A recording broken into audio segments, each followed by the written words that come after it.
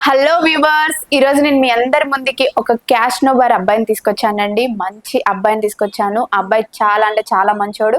మరి ఈ అబ్బాయి క్యాస్ట్ ఏంటి ఏం కథ అనుకుంటున్నారా? పద్మశాలి అబ్బాయిని తీసుకొచ్చానండి. మరి ఈ అబ్బాయి డేట్ ఆఫ్ బర్త్ వచ్చేసి 2/4/1992. హైట్ వచ్చేసి 5.5 ఉంటారండి. ఎడ్యుకేషన్ వచ్చేసి డిగ్రీ కంప్లీట్ చేశారు.